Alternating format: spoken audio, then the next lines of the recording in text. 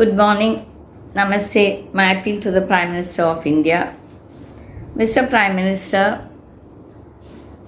your party and your party members are only interested in breaking governments which are run by opposition parties in the various states. I think this is not a good culture. You all first administer well in the states that you are already in ruling. You're not able to do anything good there. For example, Karnataka, I can really take as an example. I think about 10 days back, you were visited to Karnataka where hurriedly they have laid the roads for a cost of 23 crores. And all those roads have caved in just even after your visit. This is the kind of administration that is going on in many of your ruled states. You don't have the authority to find fault with others, because I was there in Bangalore last month and the roads are full of potholes, and especially during rainy season. Anybody traveling on the bike with the husband and wife or with two people, if they don't see the potholes in the night, they can fall into it and die. This is the condition of most of the states ruled by your party, and even in Tamil Nadu the conditions are the same, and that at that time it was being ruled by AIDMK. I do agree now DMK has come to power. At least DMK is doing some war footing work on the drainages and rainstorm drainages. They are doing something. But during the 10 years of AIDMK rule, especially the 4 years of your BJP alignment with AIDMK, the administration was at its peak of corruption and horrible roads. That SP Velumani was the Minister for Local Administration, the most corrupt, and he looted the state, and then the condition of roads are in a pathetic situation. And you are talking about administration in other states. Your party is forever indulging in breaking other parties and in the opposition ruled states.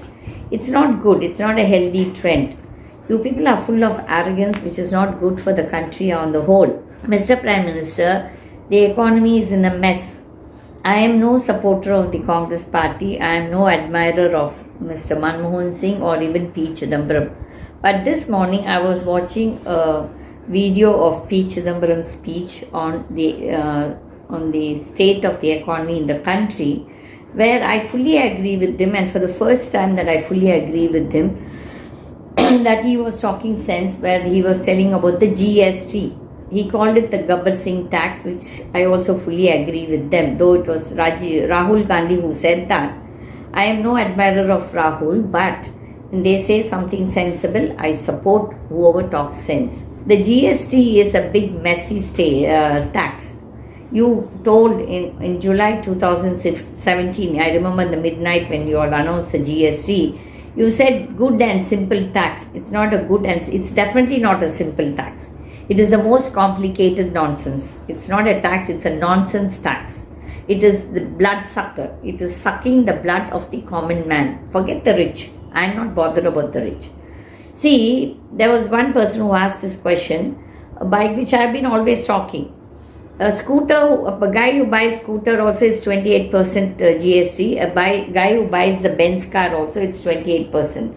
Is there any justification in this? 28%, we are the highest taxed country in GST, and the GST has failed world over. You could have made one simple tax of 2% or 3% or 5%. Even 10% I don't mind, but one tax. But you have 3% for jewelry, which mostly the rich people buy, and then you have taken money from those people, the gold manufacturers, jewelry manufacturers, diamond merchants, and you made that 3%, but you charged 18% for the physically challenged people for their wheelchairs and whatnot that they use.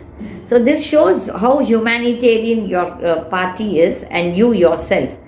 You talk a lot, but there is no implementation, there is no action. You don't like people talking to you, you don't like people criticizing you. Then you don't call yourself poor. You're not a poor man at all. You might have been born poor, but today I have no words for what to say to you. Mr. Prime Minister, this is not the way we run the country. Your finance minister is just incapable of running the economy of this country. She is full of arrogance. I can tell that 1,000 times. She is full of arrogance. The common honest citizen cannot meet her. Who can meet her is all the people who are crooks, who are smugglers, who run brothels, bootleggers. These are the people who can meet her because they can give you the money that you want. I cannot give. I don't have the money, and even if I have, I will not give. That's my thing. That's my policy. My principles in life. How are you having, what kind of money you're having when you're doing this? The people are watching you, your MLAs, and your Fadnavis is traveling by chartered flight, private jet. From where do you all have this money unless you've looted that state or that nation? Those MLAs of Shiv Sena who are sitting in Assam, who is spending the money for them? Where is this money coming? Where is the ED for this? Where is the income tax? Doesn't the income tax question you all? Touch your conscience and tell that all of you are perfect. That you all have not taken a penny corruption money. I can tell. I can boldly say that I have never taken corruption money from anybody. And even in my institutions, I do not take any penny extra like donations or capitation fee. I feel it's below my dignity to take that kind of money. But most of the institutions are doing, and you are hand in glove with them. You entertain them. People like me, if we ask for appointment, we won't even get to meet you because we will openly talk up to your face. I will do it. I will definitely open up and I will talk up to you to say that where all you're wrong. When you're right, I support you. I don't say no. But most of the time, you're goofing up the administration. You're just raising the petrol fuel prices, and definitely the basic inflation will go up. You people are talking about 5 trillion in 2019 budget. You all your party members were back sheep like that. 5 trillion. What 5 trillion? Automatically anything will keep growing. But then here you all have failed. The economy failed even before the COVID. The COVID was all a drama. The COVID was for you all a scapegoat to put the blame on.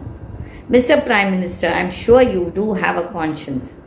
Or have you sold your conscience? All you politicians have sold your conscience. You all have no conscience. But at least today, I'm happy that P. Chidambaram has spoken up, but though he is also one of the most corrupt persons. He has got so much of dirt on his back for him to call you all bad, yes. But when the policy he's talking about, because I don't have the statistics or access to most of the statistics, me being an ex-minister, he has access to the statistics. The common man doesn't understand the statistics. The common man only knows that there is a price inflation, price rise of all commodities. That is what the basic language a man understands. So that way his speech was very good. He really spoke sense. There are jobs, but nobody wants to come and work. Everybody wants to come only for a government job because that's a cush job where they get a salary and they also get the bribe money, the corruption money. So they get 2 salaries. They are not paying tax for the bribe money. So everybody wants to have a cush job of sitting in the government jobs. There are so many jobs vacant in the armed forces, in the government offices. You don't want to take, but you announce this Agnipath. That was again another jumla. See, you want to think first reduce the salaries of all the government servants. Don't give them any more benefits because 98% of all the government servants are corrupt. Only 2% are okay who are not corrupt, but then it's a minuscule percentage. Mr. Prime Minister, be practical. Your dressing, all that is not important to us. Your, dress competitions and all these things. What the common man wants is economy. The price rise is killing all the families. So please look into that. That is what is the need of the hour. You people are just trying to divert attention from one problem to the other, which is the truth. Mr. Prime Minister, my appeal to you is let us keep all our big fat egos aside. Mr. Prime Minister, we all need to leave our egos aside and now work for the country and its people. World over, the economy is in a mess. It's because of all you political leaders. You all have failed in all your policies and development plans. Development, in the name of development, most of you politicians are looting their very nations. And the people are getting fooled and we are paying a price. Like in Sri Lanka now, the Prime Minister, the President there, the Gotabaya and the Rajapakshas, these fellows all looted their nation and then the poor people are today suffering and then they are paying the price for the wrongdoings of their administrators. The same is going to happen in India also. It is happening. It's not going to happen. It's already happening. So please, if you really have a conscience, if you really are a true Hindu, you're a true Indian, you accept the faults that all of you are corrupt. None of you are above board, including you. Please, let us not loot our own nation. It is not good. You people came into public life saying you will serve the people. You serve, otherwise please get out. We don't need administrators like you all. You are not leaders. You're all politicians. You're not statesmen.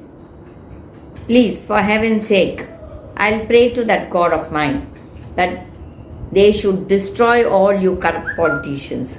Whoever is corrupt, I don't care.